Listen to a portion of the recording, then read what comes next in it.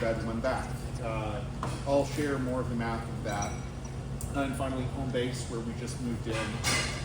It's a house hack with 2 midterm rentals that are doing very well.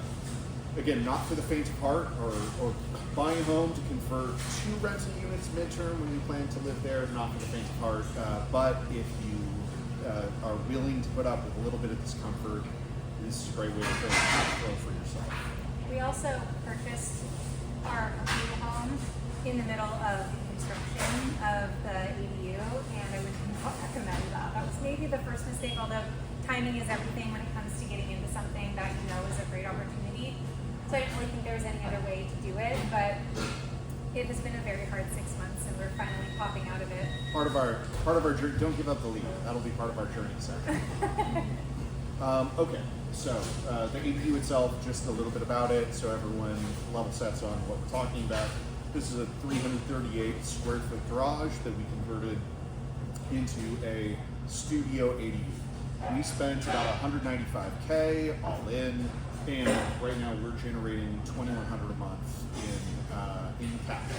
Now, when I say in cash, it's because the property itself was already cash flowing.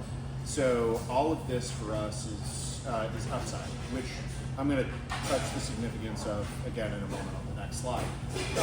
Geena's going to say a lot more about design principles, about why we chose to spend what we did. Kevin also pointed out already that you have a choice when you undertake a project like this. You can get it done at the minimum cost, but you need to understand you're then competing directly with a much larger group of folks who are trying to present their rental products to the market here. For us, understanding that we were on the avenue, we were going to need something, zig where others were zagging in order to maintain the top of market rent that we're seeking for the property. I think we've done that pretty successfully. I think location also has a lot to tie in here because Aaron mentioned that we're on the avenue. We love the avenue. It's a super cool place, and I feel like in 5 years it's going to be even cooler. But our street in particular is challenging because it's right up to the school, so there's only parking on one of the sides, and the neighborhood is very compacted. There's a couple of other young people who I think are either living in the neighborhood, but they're investors as well, so they're doing the fixing up of the properties, but it's a very tight neighborhood, and if you've been on the avenue, you know, so the streets are just really hard to get around to, and so making sure that we put together an incredible product that people couldn't resist, that was going to be our opportunity to make this a slam dunk for an investment. And just as we're kind of launching into the numbers, I did bring our plans, which I think is just really cool to be able to see. If you've never seen a real formal set of plans, I was like really overwhelmed when we got this. I'm going to put this over there at the end. Definitely worth taking a look. Also, pro tip, read the plans. It's very important before you start construction so you know what you're talking about. So anyways, this is just kind of a cool little artifact that is worth knowing what you're talking about. Okay. So I'll circle back on some of the math of our ADU project when I start talking about the justification for doing an ADU.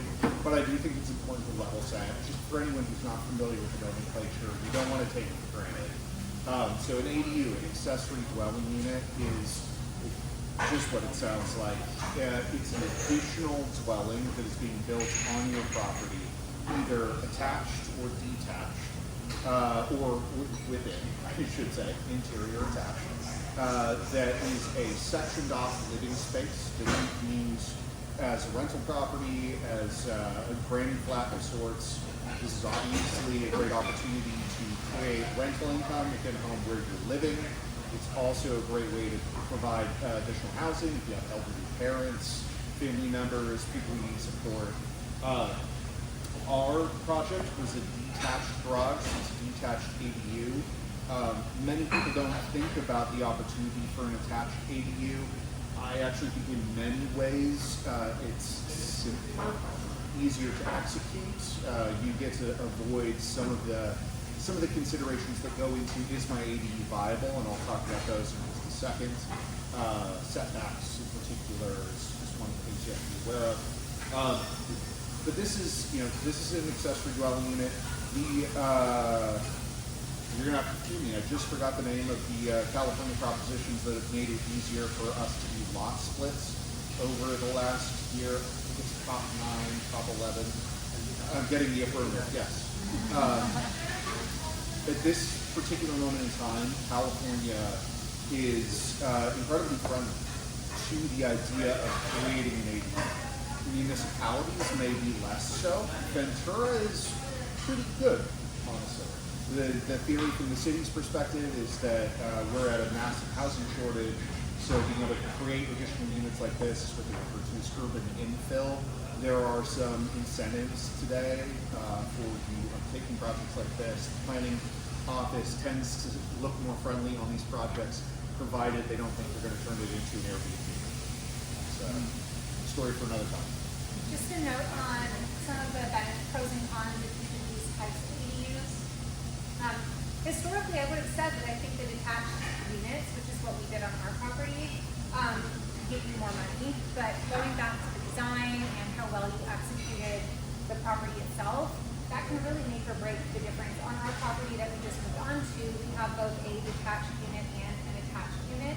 And the attached unit seems to be gaining a lot more interest, which truly surprised me. And that might have something to do more with the design, because we designed them very differently. So we haven't really fully thought deeply about that, but I just thought that was very interesting, which originally I would have said the attached units, because you're sharing a wall, maybe it's not as desirable for your living situation or your adventurous living situation because of noise or whatever other reason. I just think that as long as you do it right, you're going to be in really good hands. And obviously, separate entrance is going to be super necessary. If you can create a separate living space, like some type of courtyard, or if your lot allows to like make them feel like they have their own private space outdoors as well, that's super important for the attached units. This brings up an excellent point that I wasn't really anticipating talking about, but I think it's a valuable aside. Understanding your target buyer, target customer, and then building a marketing strategy around that understanding is really important for any project that you undertake. This is not unique to ADUs. I would have said the same thing, well, I do often say the same thing to my team in the corporate space, but it has served us really well as a guiding principle in real estate. You can find ways to win with almost any property in any location if you can find the right angle for it. And we do spend a lot of time and a lot of thought into how we want to position the product that we're bringing to market. I would say there's something in the naming convention we've chosen for the properties on our, or the additional rentals on our house. But for this particular ADU, our marketing focused on being a minimalist California Spanish revival style build, and featured a lot of the design elements that one would think of in that particular modality. So there's terracotta tiles in the bathroom, or tile backsplash. So that was incredibly effective. It did take us a little longer than we anticipated to get the ADU rented. So we historically have been able to fill most of our spaces within 2 weeks of having listed. This took us closer to 4, but on the grand scheme, 4 weeks to still lease is not incredibly long. And I think at the time we were the most expensive studio space on the map, at least available data on Zillow. Okay. So why should you subject yourself to this? I think the same question you could ask. Why should you subject yourself to any real estate undertaking? I'll try to not be so generic as suggesting that. But when I think of ADUs, taking aside the ability to support an aging family member or some of the non-monetary benefits, of which there are many, the very first thing I think of is it's a method to force cash flow. So, the last point is very few investors have enough cash to really cycle through properties quickly. But for us, having already acquired this property, looking at the space that we're going to build in, we've got estimates sort of between, and I know this is a fairly wide range, but 405 and 565 square foot.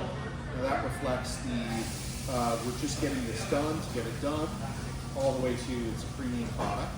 But for us, staying on the top end of that, we were able to get nearly top of market rent. But for us, it's generating about 13 or 12.8% cash on cash return. I will say, and this is my point too, that is a little bit of a head fake, if I'm being totally honest. Right? So if we would finance this with our own cash out of pocket, that would be the return that we would make. But instead, we were able to finance it with private loan. So this is entirely debt financed, which means all of the additional cash flow is essentially infinite return on equity. So there's no additional equity that's going in here. So from a capital efficiency perspective, it's similar, in fact, to a successful bird where you've been able to pull out your original investment. There are many programs right now that lenders are offering to help you finance an ADU. You can, in certain cases, represent the rental revenue that the ADU will generate to help you qualify for those products. HELOCs tend to be floating rates. Private debt is, of course, an option. I think a good one if you have access. But all of this to say, when you have a property, and many of us are looking at building up our property portfolio, creating equity, which we will at one point in time harvest and transition into cash-generating assets to support our life, to create the freedom that we were talking about in the first place.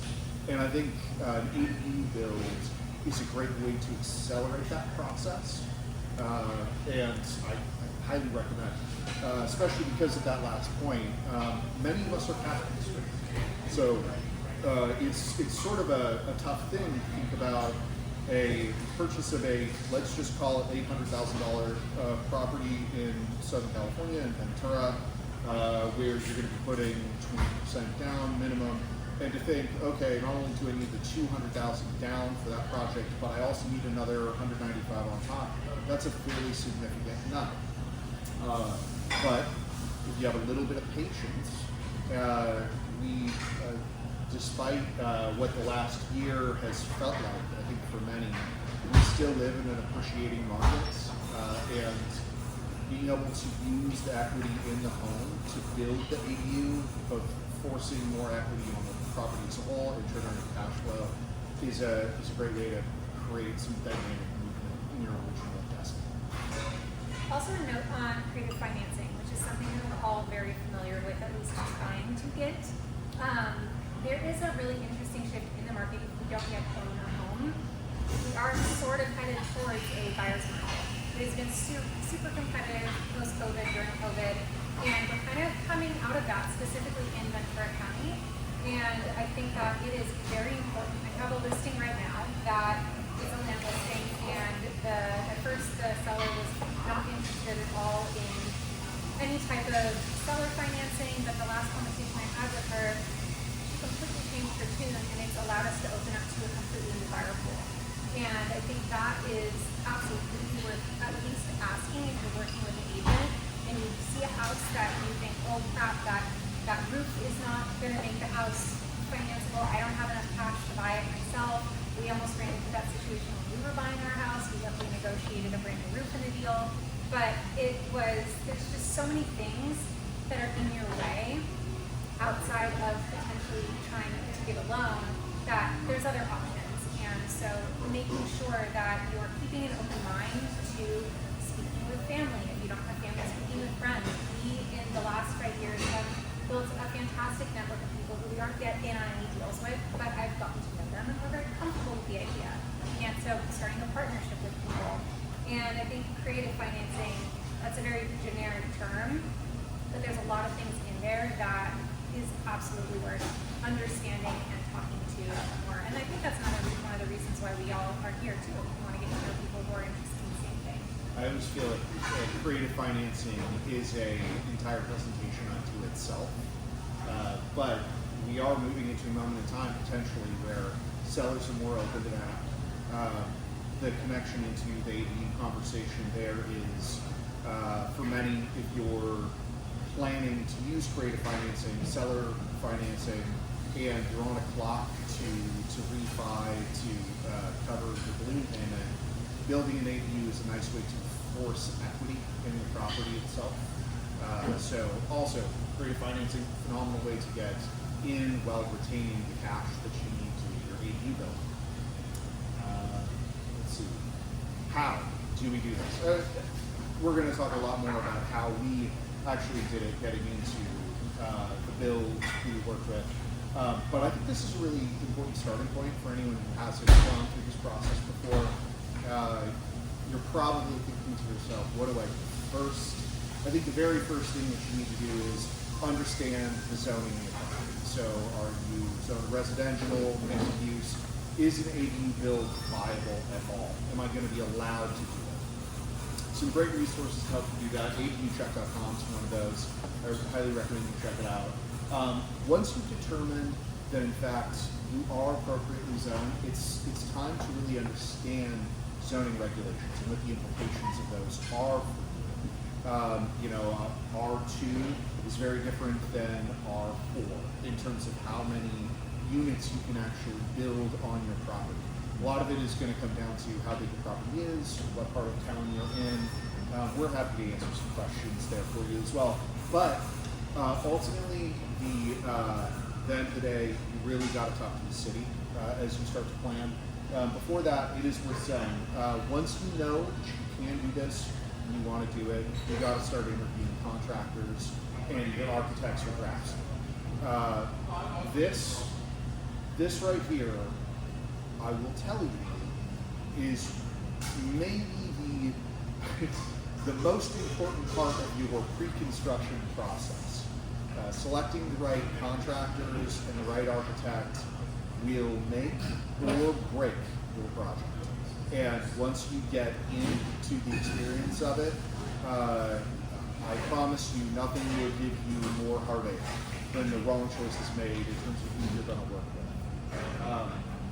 There's a saying, by the way, this is like an old adage. If you think a good contractor's expensive, wait till you work with a bad. I've always loved that. But once you've done that, once you start to interview, take it to the planning department. Make sure that you speak to people at City Hall. That's 501 Coles Street, room 117. They're a phenomenal resource, especially if you walk in and say, I'd like to build an ADU. I promise you, you're going to see the people there perk up. They're very friendly, very accommodating, because the city does want us to go through this process of urban infill. One of the things that I learned from this whole process, way back when we started, I was very intimidated by the idea of going into the planning department, because I think a lot of the podcasts that we listen to and people that we've talked to just perpetuated this idea that they're not friendly, they're there to screw you over, they don't care about you. And my experience with at least people in our city hall here have been they've been incredibly friendly. It's all about timing. My pro tip to speaking with people at City Hall is to be the first in line. They close for lunch from 12 to 1. If you go around like 12:45 and just wait at the door for them to unlock, you're going to be the first person in line. They're going to have all of their attention on you, and you're going to get your questions answered immediately. Also, if you have the ability to bring in a laptop and fill out any of the applications while you're there, it speeds everything up. Because once you're in the permitting process, it's so slow and it's hard to get people on the phone, although they are literally required to answer the phone. There's only been one situation where they've ever been unable to answer the phone and they were literally turning over their entire system. And I was there when that was happening. It's very dramatic. But during business hours, someone is required to answer the phone.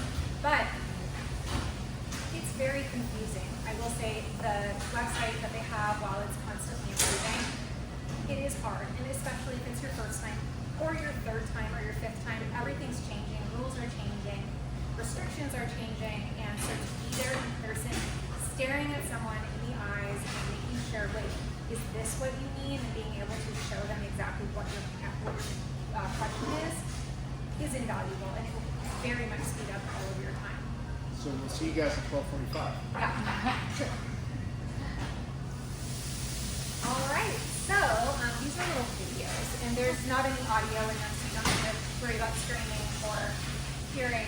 But this is kind of where I, really took over, and we were lucky enough to think it will work if press the space bar. Oh, that's unfortunate. Well, while we're figuring that out, I will start chatting. So we broke ground November. I think it was like right before Thanksgiving last year, 2024. And there, at the end of the pictures, you'll see the before and after. But this here is what was originally just a detached garage, and it's part of the backyard. Up here was just small backyard space. It's a really big backyard, which is one of the reasons why we actually bought this property. Outside of knowing that we wanted to do an ADU conversion, but once the ADU was converted into living space, we knew that adding a fence just right about here would really allow both spaces to have their own private space. And I think that's one of the things that has really allowed us to ask for top dollar. This is just a silly picture. This is us and our dog sitting and working on all of the details of the project. It really took both of our brains to make sure everything worked the way it did. Her responding to the city, me doing property analysis, and our dog watching videos of birds. Yeah, important stuff. And then one of So if the video is important, feel free to, if you have it saved in your folder, feel free to come out of the presentation and play it. If it's not saved as part of the presentation, only if you feel it's important. let me just see real fast. I don't think. Well, you can kind of see the stuff better. Is it because there's no internet? I wonder if I think it might be. Do you know the Wi-Fi, or it's not? It's fine. Okay. Well, we'll go back. One of the amazing things about being done with this now is being able to look back at some of this work, which really, although this took us about 5 months in total to complete, felt like it moved very quickly. And seeing the finished product now and seeing where we came from, there's certainly an element of pride. There's also a small element of anxiety thinking about how I felt in that moment. Yeah, this was the very beginning. It was like demo day, and there's so many things that happen throughout the building process that, like for instance, originally we were planning on painting the roof. The roof was only 5 years old, so it didn't really seem like a very important thing for us to redo. However, we opted to, in the plans, we had originally talked about this was going to be the front door, and there was going to be a window right there. But because there's a fence subdividing the property right there, we decided, well, a window staring onto a fence probably isn't very necessary. And for almost exactly the same cost, we put in a skylight. And that allowed for more light, and eventually ended up, along with other specific venting measures, and just upgrading and making everything as efficient as possible, we decided to redo the roof. So that wasn't unexpected cost. And I'll talk more about some of those as we go on. If we can get the video back up, that's fine. But the videos were showing some of the construction process, but that's okay. This was just a silly photo. It was our month-long to-do list for the month of December. It includes our wine cold business to-dos before the holidays. It also includes there was a midterm turnover and some construction that we needed to do on another one of our properties, and all while starting the construction process with the ADU. So we all know life gets really busy, and you just have to find the time to make this stuff happen, otherwise it won't. This was our amazing contractor, Evan Sharp. He owns Evan Sharp Construction. I am lucky enough to call him my cousin, which he is. And we did interview other contractors just to make sure that we were talking about pricing correctly. And you never know how things go in family. Sometimes it's good, sometimes it's bad. So we wanted to do our due diligence and not just go with the first person that's available to us. We learned that mistake with the draft. I have a whole list of all of the contractors and everyone that was involved in this to use and who not to use, I would have to share that with you. I think who not to use is just as important as who to use.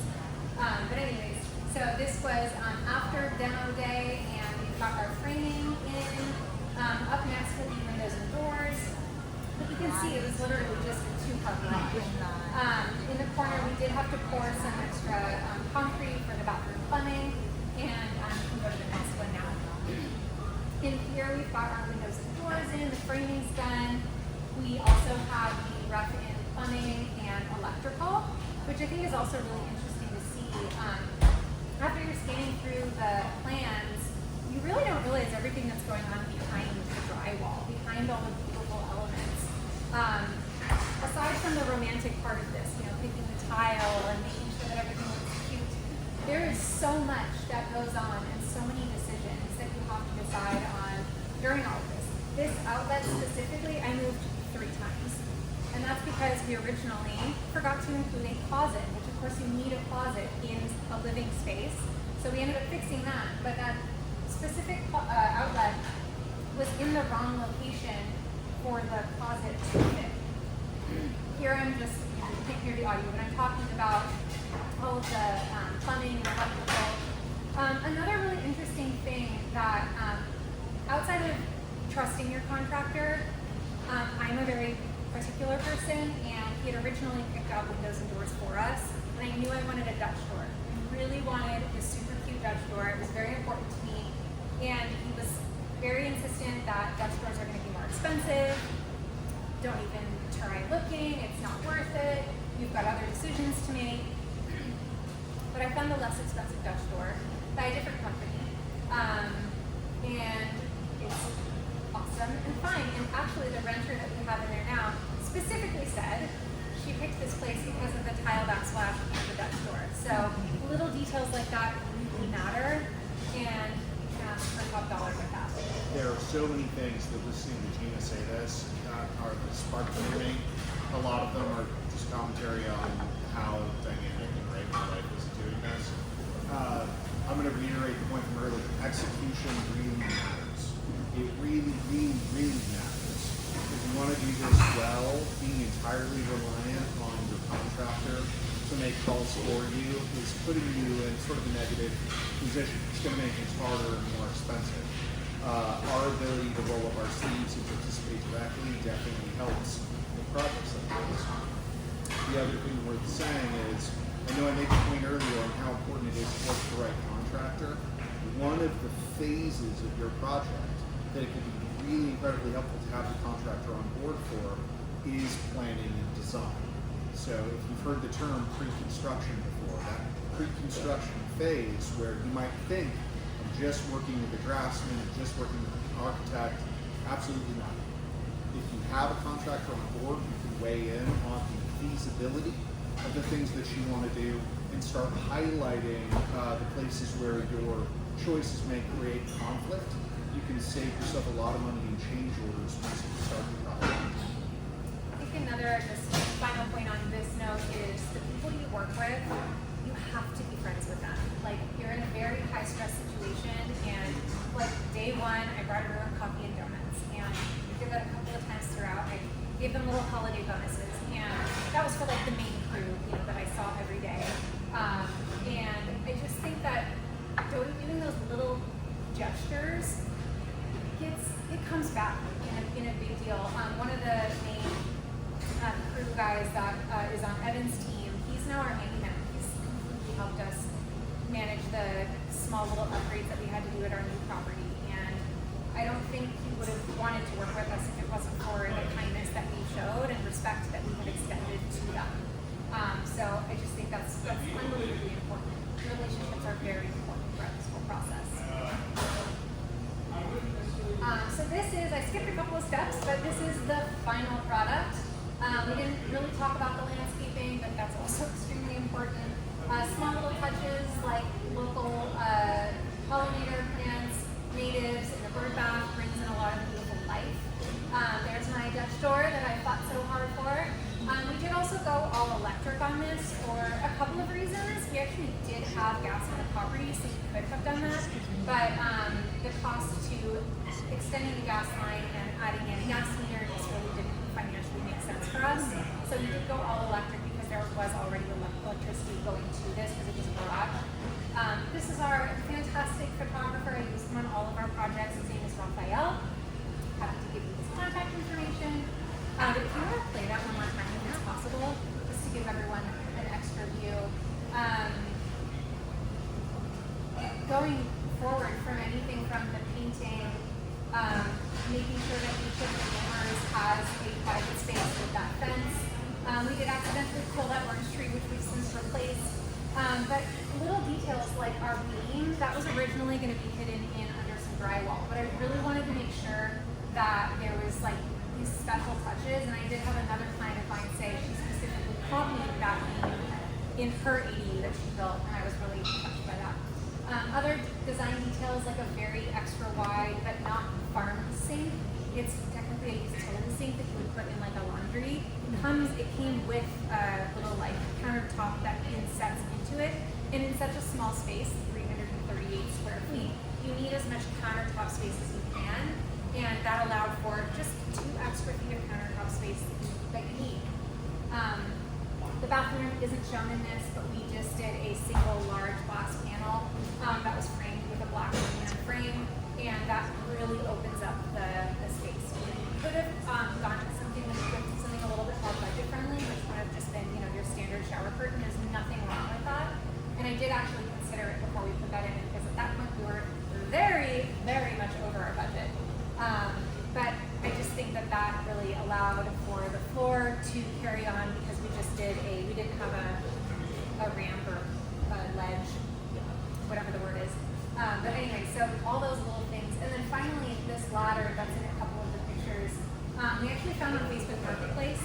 We knew that we were going to loft it, obviously, in the plans, but upon looking for library ladders online, I learned that those are thousands of dollars, and I didn't think that was right. So we ended up finding the ladder on Facebook Marketplace. We sanded all of the stain off, the original stain off, and then cut it to size, and then the painters were able to find a stain that matched because this wood and this wood were 2 different types, so they were able to match the stain. And it's just one of the coolest features of what is a very small room. It adds some extra storage space. I think a thing worth saying here, and this really falls in line with our philosophy on all of our real estate projects, everything we do has to have multiple elements that really pop. Otherwise, we're not interested. We've seen that this is the method for us to get the type of rents that we're looking for and the type of tenants that we're looking for. And especially in small spaces, design is incredibly important. You can very easily make a small space look smaller. So minimalism as a design aesthetic, I think, is definitely worth considering. Less is more. Color is also incredibly important. Too dark, you can close in a space, but finding the right combinations of colors that are vibrant, mixed in with your neutrals, I think creates a really nice feel for the space. Also being able to change texture, I think is a really useful thing to think about. In here, it's LVP, and in the bathroom, we shifted over to a terracotta tile, and if you've noticed, we also have difference tile in our backsplash. For the kitchen, with more sheen to it, just making the kitchen look very alive, very vibrant. And I think it just came together really nicely. We also keep mentioning understanding the customer and who it is that you're trying to place in any of the bills that you do or rentals that you spin up. Websites like Rentometer, that's a great kind of basic one to understand what your locations would ask for in terms of rent. But then AirDNA is a really fantastic resource. You can pay per zip code. So if you're really just like, I only need this information and I will start the membership, pay for a month, and then cancel it. But that was very helpful. The AirDNA breakdown is really important. But then also asking your realtor to run like a title search and really get to know the demographics of that area. And you can really, as much information as you want, if you talk to the right person and part as research.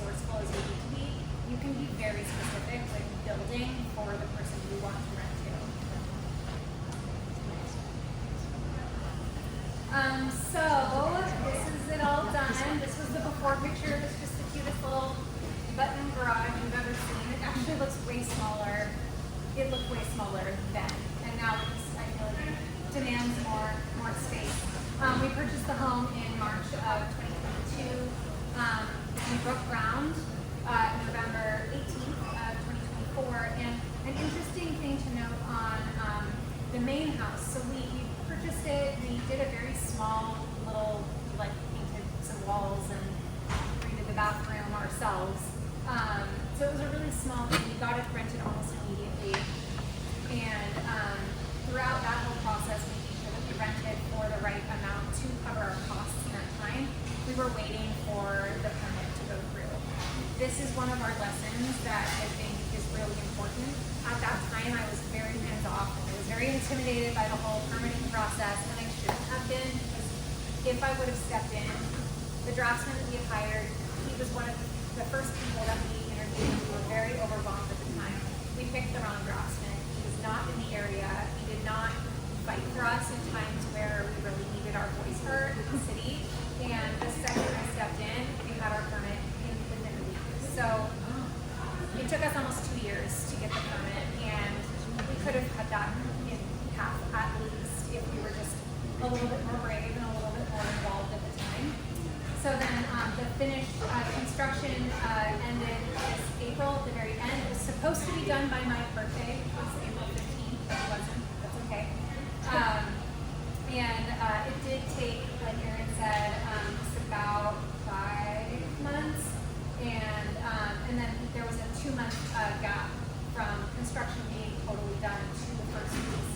As soon as construction's done, there's tons of stuff still to do. You gotta screw in all the light bulbs. You gotta clean like 3 times because there's construction dust just everywhere.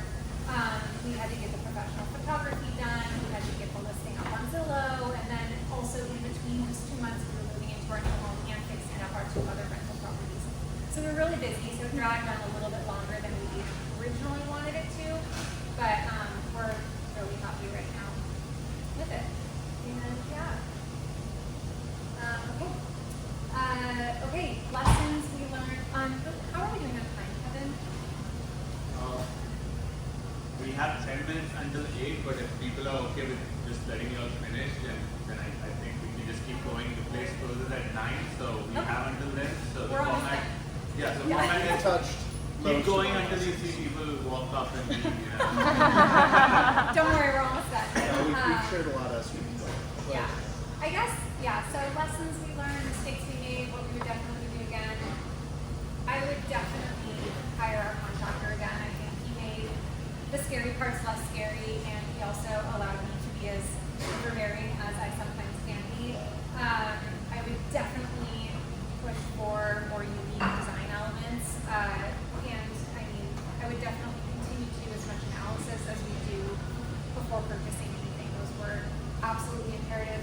I would not buy a home on a street with one side only available to park. That, I think, has been maybe one of the biggest challenges on this property specifically. That makes it really hard. You don't want to be rude to your neighbors about fighting over parking spaces, but that's just a reality on this side. So, speaking with some of our renters, that has definitely been kind of like a not happy part of living in the house, even though the house is already redesigned and comfortable and made for a long time living. What about you? Lessons learned, and really things I would definitely do again. Taking very seriously our investments in curb appeal. I think that's very important. We haven't really talked about it yet here, but I don't want to understate the significance of creating a wow moment for somebody just as they drive by. I think we've done an excellent job with that on this property.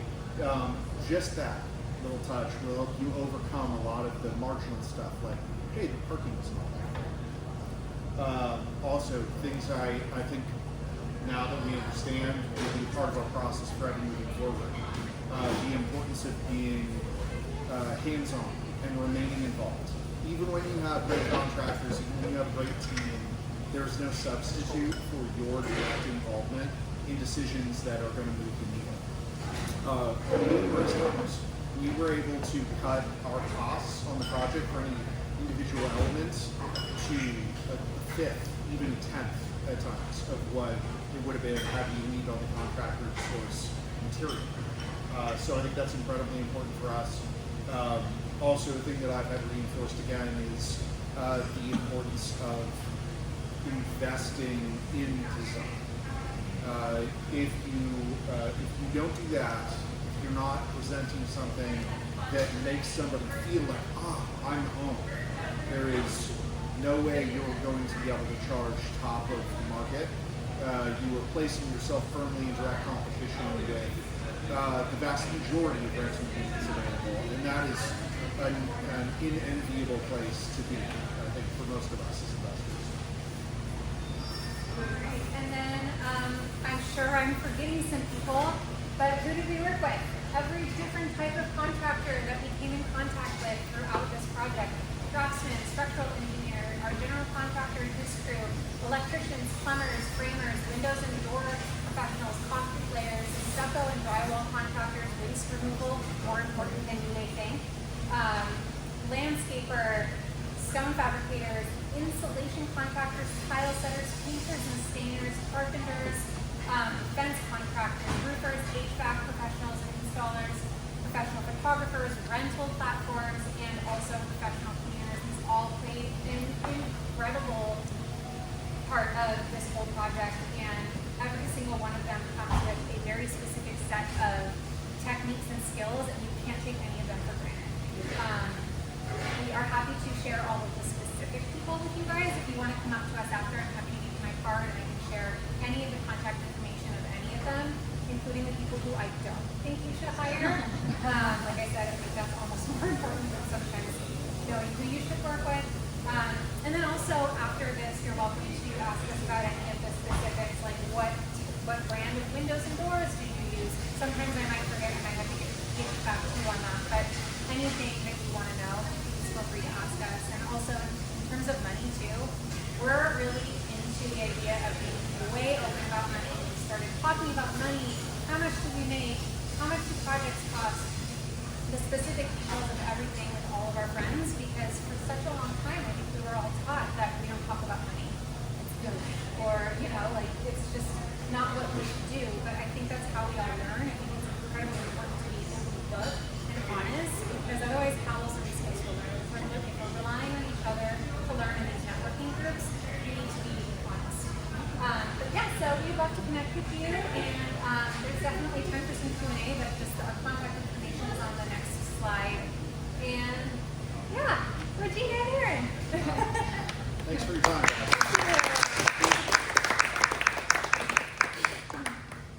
Awesome. So once again, thank you so much to Aaron and Geena. I think they deserve another round of applause. And I know there's a few of y'all who have already built ADUs, so I think there's enough information in this room. So we'll open it up to questions. And once again, I just want to remind you all, no question is stupid, because I've been that stupid person and I've asked all those stupid questions and I'm still asking those questions. So if you all have any questions about ADUs, ADU related, feel free to ask them now. If it's not ADU related, feel free to ask them too, because there's always someone here, and worst case scenario, I'll take a jab at it and I'll probably be half right, So also, if we said something wrong, you can correct us, because same, we don't know everything. We barely made it through this one. No, and honestly, sometimes that's all you need, right? If you look at on those forums, everyone has analysis paralysis, because everyone's analyzing it too much, and sometimes you just need to, just pull up your pants, tighten your belt, and just get to work. And you will make mistakes, because there's barely a project that I've seen over my years that someone has made no mistakes whatsoever. And I know flippers who do 10 houses in a year, and even they make mistakes.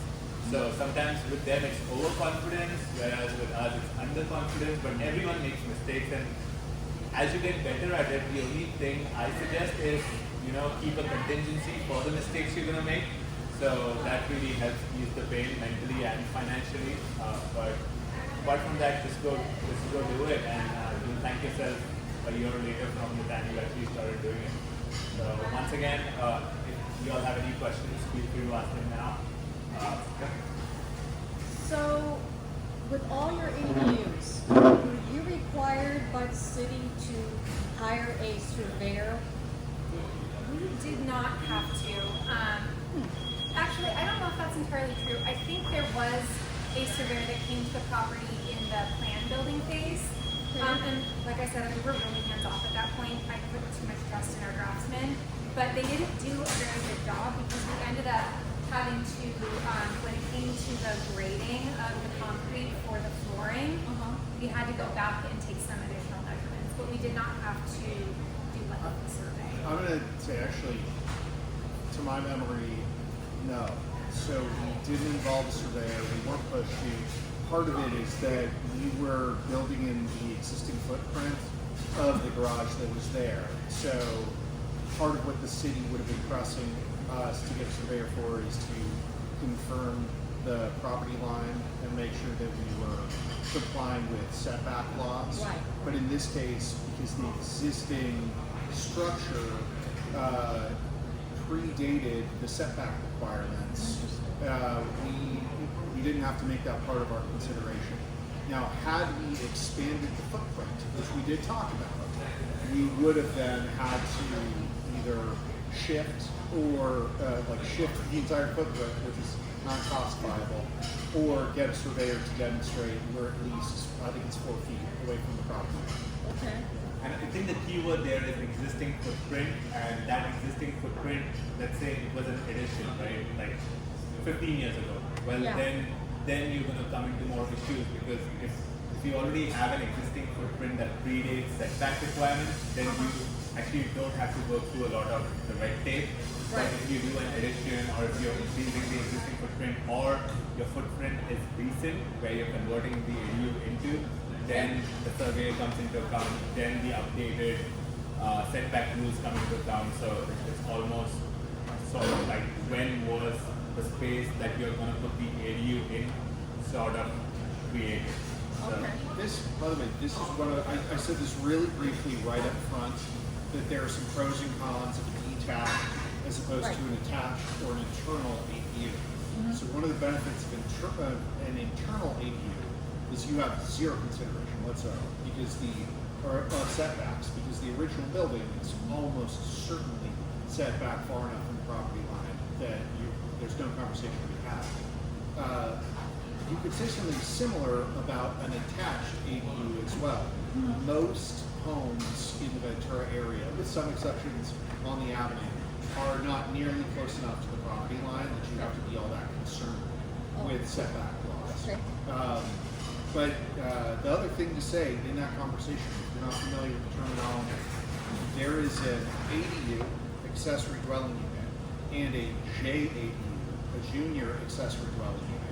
And most properties in this area, if you qualify for one, you'll be able to go both. Kevin built a JADU, so he could speak specifically to the Yeah. details of that. honestly, well, it all depends on how much pain you want to endure, right? If you have the mindset that, hey, I'm already spending 80% of the money and I'm already enduring 80% of the pain, so I might as well add the other 20% to it and then just double my cash flow, then it's totally worth it. Also, it's like building to scale, right? You already have the contractors, you're already going to buy the material for bulk. It's funny, but if you actually buy more tile, it's cheaper than buying less tile. So just taking into account for all of those things, and I'm always a maximizer, so that's what I did was I built an ADU and a junior ADU, and that's how I converted a single family to like sort of all without sacrificing a garage or a backyard, right? Like just looking for a certain kind of property. And it was all internal. So my space still has 3 bedrooms, a big backyard, a 2-car garage, a driveway, and my tenants have their own entrance and everything. So design really matters. But also if it's internal, then a lot of like the setback rules and the surveying and all of those things don't come into account. There's a different set of things you need to take into account because if it's 2 stories, then you sort of need to take the setbacks into account if you're building an external staircase. Where you're going to put the AC if you are providing AC, and some of those other aspects. But another thing I say is if you're planning on building an ADU and if it's less than 500 square feet, then I say almost first go and look at the rules and regulations to see if you can actually build a junior ADU rather than an ADU. Because the permitting fees are less, the red tape around it is less, and also you're still keeping the possibility of having an ADU that you can build in the future, depending on however California goes. I forecast in the next like 10-15 years, the horizontal space is going to sort of run out for ADUs, and there's still need more housing, and then new rules will come up and you'll be able to build vertically. So if you haven't exhausted your ADU rule, your ADU quota, because instead of building an ADU, since it was less than 500 square feet, you just built a JADU, then you might just be able to do an addition to the top of your house and sort of create an ADU on top. So if you just want to keep that option open, then just look at those things. Not every ADU can be a JADU, so you do have to go to the city and there are certain requirements for it. And then if you do want to maximize your space, right, and you do want to create a JADU or an ADU, if there's no space for an ADU, then the workaround is you build an addition, right? So first you say, hey, I want to build an addition to my house. Don't mention anything about an ADU or JADU. Build that addition, get it permitted, everything. Once it's done, then turn around and be like, hey, I want to apply for a permit for a JADU for this addition.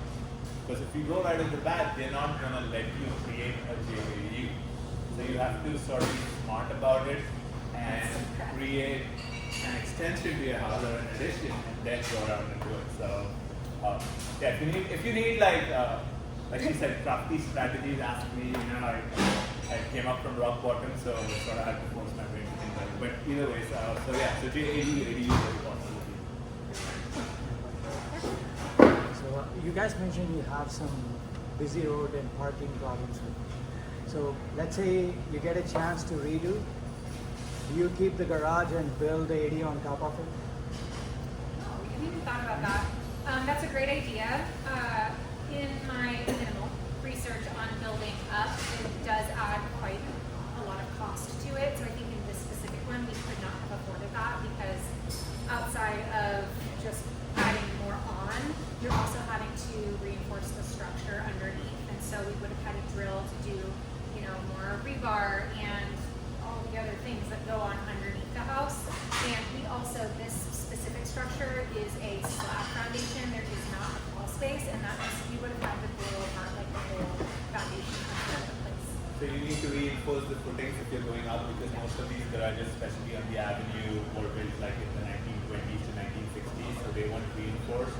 So you have to do that. It's a great ROI because what a lot of investors have done is when they do that, where it's a garage and then there's an ADU on top, once the permitting is done, they convert the garage into sort of a living room bonus space. So then what happens is the tenant avatar that you were targeting, now you double that tenant avatar because you're not only targeting a single person or a young professional couple, now you can also target like a family because there's a bigger living room at the bottom and people have the bedroom studio situation up top of the kitchen. So once again, there is more permitting with that, there's more money you spend with reinforcing the footings and doing everything that's needed, and also in different regions, depending on how close you are to a flood zone or a fire zone, your building is sort of limited to how tall you can go. So I think on the avenue is like 16 feet that you can build.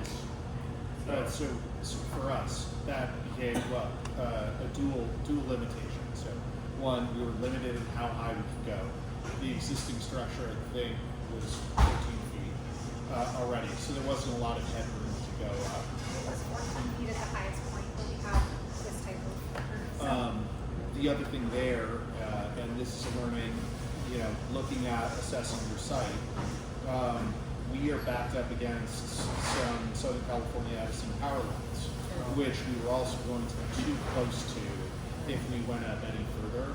Not a thing that we were aware of going in, but now when I look at locations, we will absolutely be assessing these other limitations exist, because I love the idea of having built on top, but we were limited in doing that. Yeah, hearing you guys, sounds like you're pretty successful with marketing, creating a desirable product and marketing it, and not having a challenge with getting the place leased. So for someone who has an ADU or is wrapping up an ADU and getting ready to put it on the market, what recommendations would you have to maybe either test the market or put it on the market even though it's not necessarily ready to lease, or once it is, what are the things you would do that to be successful? So I would start with a couple of questions that you don't have to answer live, but things like, where are you located? How big is the space? How much storage is created in said space? Are there design elements that make it skew masculine, feminine? How far are you away from the hospital? These are all really important considerations. The hospital one, by the way, if you are in close proximity to, I think it's Memorial that's by us. So let's say it's 850 square feet, Okay. 2 bedroom, 2 bathroom, relatively contemporary, but separate ADU, not attached, has its own space, and you're near university, and you're relatively close to the hospital. Okay. I can also run some numbers on that too, outside of this, but if you want the actual numbers, I can help you with that. In terms of the positioning, the marketing, I would be considering something if you're university and hospital adjacent. You probably want to be thinking about, from a product perspective, what easy end product design elements can you add that make you viable and interesting for nurses? So like blackout shade or blackout curtains, great amenity with advertising. If you're right by the university, maybe you're thinking college student. Well, I mean, that has pros and cons, right? Like the pro might be you go to a rent by room strategy for the college students and you raise because of that. I might go with like relatively young couple. There, I would be probably highlighting the nighttime, fun things to do that are in immediate proximity to you. But I mean, your copywriting and your photography are going to matter a lot. Professional photography is so worth your time. Like the photographer that we used, I think it depends how many photos we took, but I think this was $150. Like, you will make so much more money on your rent over time. You can spend the money on professional photography. Last part of that question, the platforms. Where are you actually putting the product out there and promoting it? So for this ADU, because we planned it to be a long-term rental, we are mostly using Zillow, which is great. Relatively cheap to pay for a premium listing, where you're going to get all of your listing analytics. Also, I sort of suspect they boost visibility with those when you pay. They probably deny that, so that's the great. I think it's like a boost to boost your post. Very effective. You can also handle your leasing through Zillow if you want to do that, and your background checks and tenant screening. Pretty affordable. If you want to play around with any type of furnished rental, for us, that wasn't the main topic of the discussion here, but we've had great success with midterm rentals, targeting traveling nurses as our core customer set. Furnished Finder has been great for us, but we're active on Furnished Finder, Airbnb, VRBO, and Zillow all at the same time for our midterm stuff. And that type of like shotgun blast out across the platforms is really good. Like we lease very fast. And then before that, if I can just answer your question, I'll just answer this question, my take on it. So firstly, you got to decide if you're managing it or if you're letting someone else manage it, right? If you're going to manage it, like something that was not covered here, California is not a landlord-friendly state, right? So it's okay to keep your rental unoccupied for a month if it means you put the right tenants in there. Because it's very easy to put the wrong tenants in there and then you're just backpedaling your way out of a hellhole if you end up with the wrong tenants, right? So first step is always screening, right? Make sure you screen them well, make sure you have the right tenant in there because that's half of the battle won. I didn't know anything about it. Like 4 years ago, I read this book from Bigger Pockets. It's Managing Rental Properties by Heather and Brandon Turner, right? It's still relevant, right? They'll give you all the leases and stuff. Obviously, you can update your knowledge based on it, but that would be step one, is to figure out who's landlording it. Is it you or is it a property management company? Then the next thing is how hands-off do you want to be and how much cash flow do you want, right? Those are like inversely proportional. For example, if you have a long-term rental, right, you have a 1-year lease with them, you're not really like managing that much. If you have a mid-term rental, it might be anywhere from a month to 3 months to 5 months. then you're still managing it because you have turnover, you have to change it, right? And then if it's an Airbnb, then obviously it's short-term rental, it's over and over again. But apart from that, for a mid-term rental, like you mentioned, it's furnished, right? So then you're investing some money into furnishing it, and it could very well be that the mid-term renter who got in there after 3 months sort of broke your couch, which was an $800 couch. So it sort of eats into your cash flow, right? So you got to take all those things into perspective. Now, depending on what product you have created, where will you find those tenants, right? For short-term rental, it could be VRV or Airbnb. For mid-term rental, it could be furnished finders. You know, sometimes it's just on the Zillow rental app. For long-term rental, the success I've had is actually Facebook Marketplace, right? So if you create that, even Craigslist, I don't really trust it, but Facebook Marketplace has been great. Even though I direct them to the Zillow rental manager, so it's easier to get everything done and the screening and the lead signing and all of those things. So yeah. So you sort of figure out what product you have and then where you need to sort of market. Something else I also suggest is before your product is done, you assume that you're the renter, you want to rent that property. So where would you look and then do a market survey of what's around. That's what will give you a good gauge of, okay, like 2-bedroom, 800 square feet homes on Facebook Marketplace around this area are renting for $3,000. On Zillow are renting for $2,500. Oh, there's 15 of them, or there's just 5 of them, right? If there's 15 of them and they all look very similar to yours, then you almost want to price it $100 less than them because that's when you'll have the right tenants. Now, if it's just 5 of them, right, and your product is far superior than that, then price it $500 more, right? Because that's what I did, and it worked out because the product I created was superior. Then apart from that, don't be scared to put the rental on the market even before it's finished, right? You can just put a dummy listing there, be like, hey, this is gonna be done within a month. This is what I want to rent it for. See how much your engagement you're getting from there. And if you're not getting enough, then lower it and put it back within 15 days. I usually give it like 3 weeks. Every 3 weeks, I sort of change the price. I value my products more because I put a lot of blood, sweat, and tears into it. So I'm always usually priced very high. But there have been occasions where I've been priced too high, and then my product's been sitting in the market for a month, and then I lower it a little, and then I get the right tenants. But I'm also super picky about who goes in. Then the final thing is, if you create a very good product, and depending on how much inventory there is in the market, the delta between a long-term rental and a short-term rental or a mid-term rental is very less.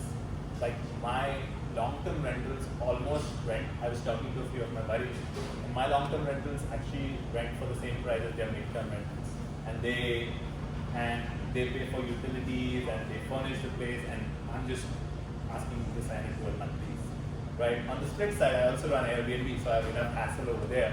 So it's not like I get a good night's sleep because everything's a long-term rental. But it all, at the end of the day, it all depends on the product you create, and then also marketing-wise, where would you look for that thing, and what kind of tenant are you looking for? So I know it was a little long-winded, but I just thought that was needed for the question to ask. What is the ceiling height? And what is the kitchen ceiling height? Ooh, good question. Yeah. So like I said, the peak of the roof is at 14 feet.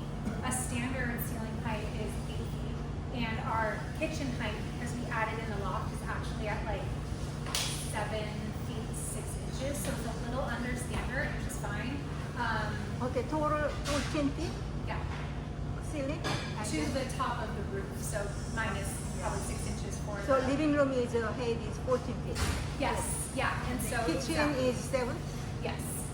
And so that leaves room for the loft, but the loft is only above the kitchen, and so the rest of it has like a really nice high ceiling, which also helps make it look a lot bigger. So a couple questions. Was the loft only designated in the plans as storage, or did you guys have it as? It's only storage. I mean, Okay. I know that it sounds like there's 7 feet, but there's really not. You're factoring in the floor of the loft and the ceiling, insulation and everything, and I can sit up there and it really, it's like, I think it's just over 4 feet. But it was in the plans, right? Yeah, absolutely. Yeah, Geena hates that I still say this, but if you laid a twin mattress up there, you could have like a Tiny homes. Yeah. Well, It's like a claustrophobia person. Yeah, Claustrophobia is worst nightmare. I had like fantasized about, when we bought the place originally, the thought was that someday we may live in it, and that was part of the envisioning of the ADU originally. Now this is years ago, but at the time it was like, oh, we just locked, and like we have kids, they can play up there. It's like a little thing, but you can see her reaction to this statement. And did you guys have plumbing back there already inside? None? Okay. No, we had to trench, so we basically trenched along the property line. That was another one of the areas where we missed the grading, two things that are kind of related. The grading of the yard wasn't sufficient for proper drainage, so we had to create a pump system to make sure it doesn't flood, and plumbing itself to make it out to the streets. We also had to put in a sump pump, which is not my favorite. Added probably about $2,400 total cost of the project. It's not the worst thing to miss on, but it does add a layer of complexity. I have in my head someday this thing may fail and it may be a very unpleasant experience. And did you guys break out the cost analysis of labor versus materials? Yeah. Or did they just line up? Well, working with a contractors, both a friend and family member, we basically got down to everything with a fine tooth. So how much would you say you spent in materials on this roughly? Well, labor was probably 50% of our total. Materials is maybe like 38%, and the rest is like profit contingency, basically. That's not precise, but it's pretty close. We could have driven down materials more if we wanted to. This attaches to the design commentary. Like, there are material choices that really matter and material choices that really don't. And it's important for you to get your head wrapped around which ones do. Tile throughout, like a tile floor, maybe would have looked beautiful, but the delta on people's experience between that and LVP is not great enough to justify the cost. On the other hand, specifically the tile in the bathroom in the smaller confined space, which is basically let's call it like a 10 by 4, 10 by 5, that makes it pop, and it's more controlled cost. So it does make sense there. Tile on the backsplash, which is immediately visible when you walk in the front door. Like, that was more expensive than what we had originally envisioned, but obviously the end result is just stunning. Floors everyone who walks in. So that was one of our biggest arguments of the whole project. We could have just gone to like floor to floor and bought, tile that's $1 per square foot. I of course went to Tile Co. Highly recommend if you haven't been in there. Got a couple of different samples, and Aaron immediately picked the tile that was like $25 a square foot. And I was like, we can't do that. I don't even know how I got that home. And we ended up not picking that. We ended up going with the one that we liked, which was like $8 a square foot. So there's a huge range, and it really adds up very quickly. So I guess what they're also trying to say is like, after this is, because oftentimes when people hear this, they're like, okay, everything needs to be designed. That's not really true. You just need to pick one or two home runs in your place that you want to splurge on, which makes like the most impact to the tenant, right? They're like, oh, like this design element makes me want to go rent this instead of the other two cookie cutter apartment complexes, even though those apartment complexes have swimming pools and game rooms and all of that stuff. But I really like this because that's what I've been conditioned to love through social media. But then what you can do is you can sort of figure out where else can you sort of, cut your costs, right? So like they said, the difference between tile and LVP, like luxury laminate for flooring, you get LVP that literally looks like tile laminates, right? And it's more beautiful and it's way more cheaper. And more durable. Yeah. And then even with bathrooms, what I found was where you could just get this really nice shower insert, right? So I spent a lot of money with air conditioning and basically giving a dishwasher, everything in-house. So towards the end of the project, I was sort of running out of money, and I found this little beautiful shower insert from Home Depot that was on clearance too at that time. So I got it for like pennies, And it's still something that, it's been 5 years and the tenants are like, wow, like just the walk-in shower bathroom situation, we really love it. And, and combined with like the fact that there's AC and in-house washer dryer. So it's not like you have to splurge on every single square feet. It's just like, what are certain things that's going to make your tenant be like, wow, this is a beautiful place, I want to rent it. But the other place, it still does the job. Like for a shower, you don't need like really beautiful backsplash and stuff. You can do it if that's your fault, but you can get away with a shower instead. I think there are 4 places in this particular project where I think we went that distance.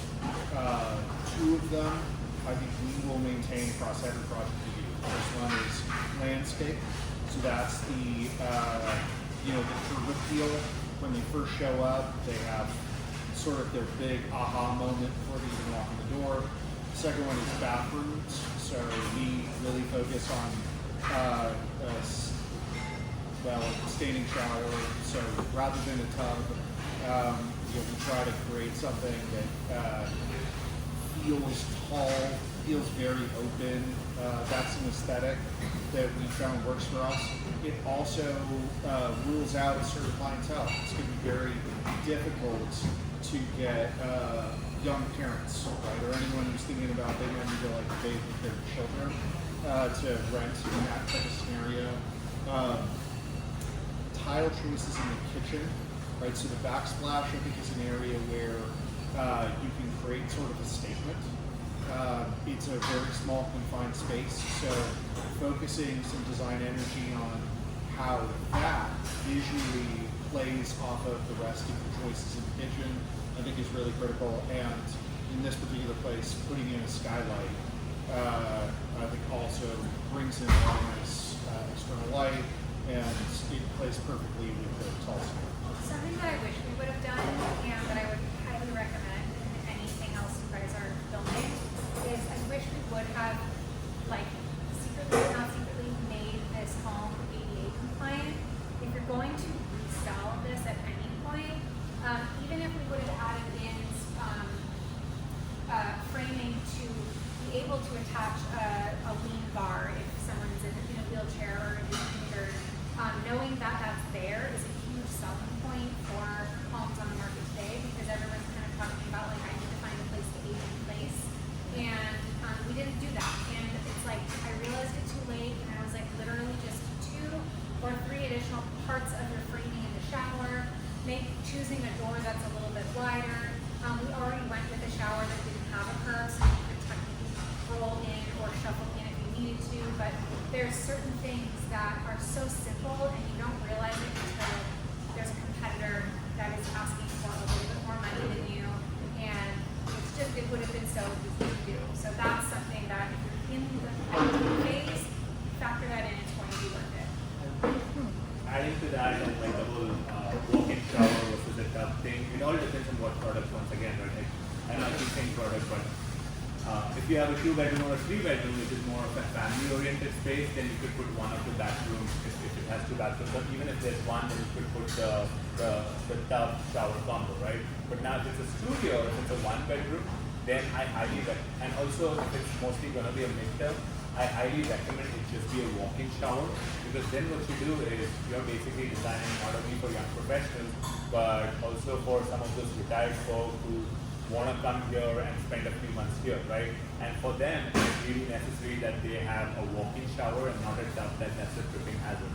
So if your space is a 1-bedroom, a studio, and it's not really a space that a young family will come and rent out, then I almost say go towards a walk-in shower, because then you have a whole new set of tenants that want to rent your space, because specifically for the walk-in showers.